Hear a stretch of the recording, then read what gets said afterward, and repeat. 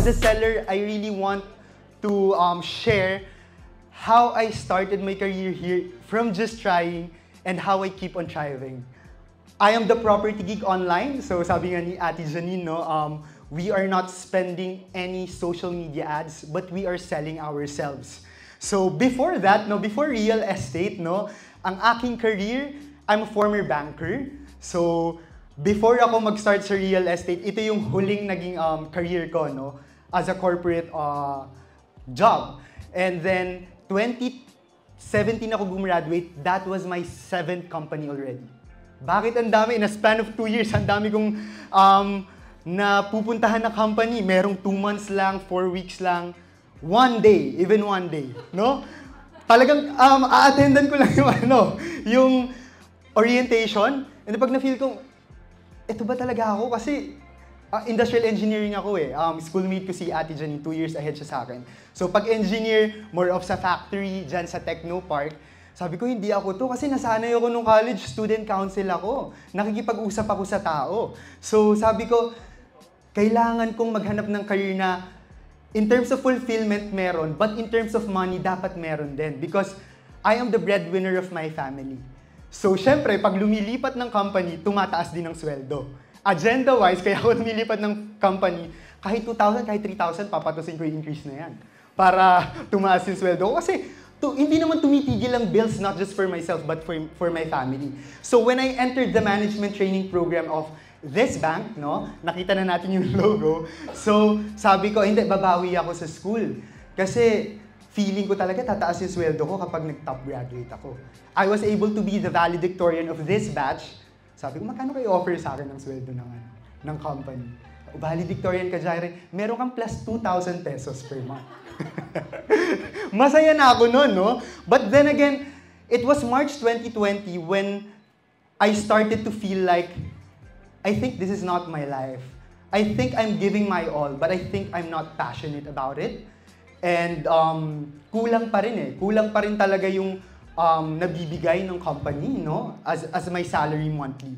So I tried my luck, I resigned March 2020, and that was August 2020. Sabi ko, April, May, June, July, 5 buwan na akong walang sweldo. Eh, nagbibigay ako monthly sa family ko. And then at the same time, sabi ko, naku, I can't afford to fail kasi wala akong backup plan. Tapos ako yung backup plan ng family ko. Paano yun? Paano ko sila mabibigyan? So sabi ko, hindi, sige, I will just try. So nag-try ako. So that was when I messaged Janine, no? The millennial broker, sa chat lang. Kasi hindi naman kami ganun ka-close sa school nun. Pero Facebook friends kami kasi ano din siya eh, student council din siya before. Sabi ko, Ate Janine, baka naman naghahanap ka ng agent, I'm willing. So tanda ko yung message na nag-reply siya agad. Sige Jaire, I'm willing. And bigay mo lang yung effort mo dito, be open to learning, sky is the limit. Okay to sabi ko. Sabi ni Ate Janine, sige bukas sunduin kita. Sunduin na ako agad, no? Magti-tripping na yata kami. so ayun, and then hanggang sa, sabi ko, sige, bigay kong best ko dito. Anyway, meron pa naman ako 6 months na allowance, meron pa akong pambigay sa family. So, tinry ko, then ang sabi ko lang dati, sige, focus lang ako. Ang target ko lang nun, ang aim ko lang nun, is to have 1 closing per month. Sabi ko, kahit isang closing lang per month, kasi pag inaano ko, kinocompute ko yung commission ko. O, ito yung binibenta namin. Pag naka-close ako, 1 month of salary ko na yon. Sabi ko, sige, okay na yon. And then hanggang sa medyo natututo na, no, na-learn na, no, sa mga tinuturong skills, sabi ko, ano pa lang February 2 pa lang, naka-close na ako. 1 month. Tapos may 28 days pa ako. Pero nakuha ko na yung 1 month salary ko. This is something, sabi ko. So, hanggang sa na-addict na, no? Na-addict na mag-close from 1 closing per month to 2 to 3 to 4 closing. And then hanggang sa nakaka-receive na tayo ng more than kung ano yung salary natin. So, syempre, mauuna yung material things na parang, kung dati, no, pinagtsatsagaan ng cellphone, syempre, mga nauna, syempre, uunahin mo, makakabili ka na ng phone, medyo mag-iinarte ka na, no? Sabihin mo na, Ate Janine, paano pa-airdrop nga nung cellphone? Naka-iPhone na, no? Kung dati, sanay tayo sa Kojic soap lang. Tapos yung sabon, no? Mula ulo hanggang paa, safeguard lang. Pero ngayon, visit na tayo ng salon. do you have IV Glutathione? 25 session with vitamin C? Or gumagano na tayo, di ba? So, from material things, no, this picture is my first closing ever from Greenfield City. Meron akong experience, no?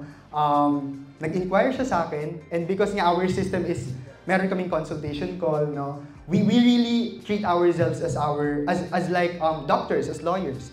So, bago namin malaman kung ano yung need ng tao, kailangan namin malaman kung ano yung pain points mo. It was 2 weeks yun eh. 2 weeks siya nagtatawag sa akin, ano yung maganda, bakit condo dito sa Laguna? Yung first choice namin, Jaire, condo sa sa Manila. And then, sabi ko, sir, ganito na yung nangyayari ngayon. Naging real estate appraiser na din ako noon kahit wala akong lisensya. Naging ano na rin ako noon, no? Nag-benchmark na rin ako, potential rental income. As in, binibigay kasi natin lagi yung best natin, no? Mapa 4 million man yan, mapa Trava man yan, same service, no? Same excellence of service. And then, nag-message siya, nasa El Nido kami. Nagbigay na siya ng requirements, may IDs na, nasend ko na yung peso pay link, and then nag-message siya kinabukas, sabi niya, Jaire, we have another in-house agent from Greenfield, and he's giving us 50 to 60,000 discount. He's willing na i-cut sa commission niya. Sabi ko, grabe ha, ang dami ko na effort dito. Pero naging firm ako. Sabi ko, sir, as much as I want to give that same price, no, maybe this is my bread and butter. I am a breadwinner po. Pero hindi lang 60,000 pesos worth yung ma-receive niyo sa akin.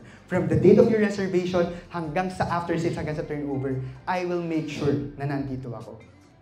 Sabi ko sa client. So, anong naging result nun? Ang naging result nun, hindi siya nag-reserve sa akin.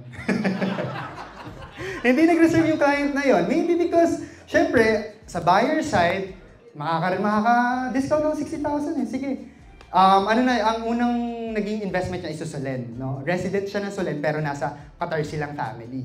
Ang anak niya lang yun nandito. Tinrating ko pa yung anak, no? Kung ano yung nirecommend ko na property at paano niya i-interior yun din yung ni-reserve niya sa kabila. But then again, sabi ko, dahil nga wala kami scarcity mindset sa realty, hindi, mapapalitan yun ng bago. No? Maybe, meron akong mga clients, meron akong mga buyers na maa-attract ko, no? Na nag-share ng same beliefs, ng values, kung ano yung pinaniniwalaan ng realty. No? So, true enough, in the span of 6 months, no, as we speak right now, we were able to close 10 travel lots without spending any ads in social media. So right now, the aim or the goal of the business is not to do with it with everybody who needs what you have. Maybe the goal is to do business with people who believe with what you believe. Kasi kung ano yung nire-release mo sa universe, yun din yung tatanggapin mo. At kung paano mo gustong tratuhin ka ng buyers, yun din kung ano yung finifeed mo sa kanila. So, when it comes to longevity, hindi na kung magkano, hindi na kung mura, kung paano mo sila tinitreat. Kung paano nila malalaman na nararamdaman ni Jaire yung motivation ko, nararamdaman ni Jaire kung paano at kung gaano ko gusto makabili ng maybe bahay or condos, rental income. Kahit hindi ko i-meet yan personally, may trust ako sa kanya na may mapupuntahan yung pera ko. And maybe, no, aside from giving value, I think we have to know our biggest why.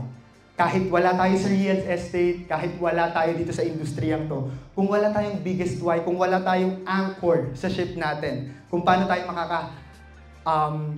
yakap ng mahigpit, no? Hindi tayo masyadong aalunin. So maybe my biggest why is my family as a breadwinner.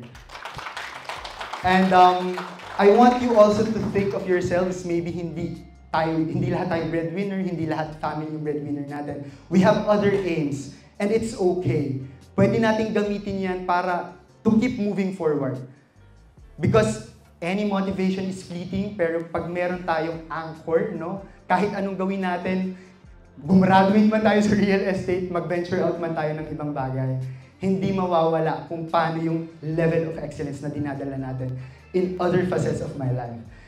And ano pa ba? So siguro ang edge ko na lagi ako tinatanong ng even my agents right now, ano daw sikreto ko? Pero kasi hindi kami talaga nagtatago ng secret. Hindi kami takot maglabas ng recipe. Maybe ito na lang yung edge ko na maybe hindi ko talaga mabigay, no? So my edge right now is my team, no, in Best Gen Realty. Maybe because we do not promote competition, we always promote collaboration. I share the same values and beliefs kung anong meron sila. And parang sa finish line lang, no, parang sa track and field, maybe ako lang yung tumatakbo, ako yung nauna. Kaya ako yung una nakakapagsalita dito. But never in our minds na walang top 1, top 2, top 3 sa amin. No? Pero lahat kami makakapunta dito. And I'm very proud na nandito ako sa team na to because I'm not celebrating my victory, but I'm celebrating our victory. Thank you so much.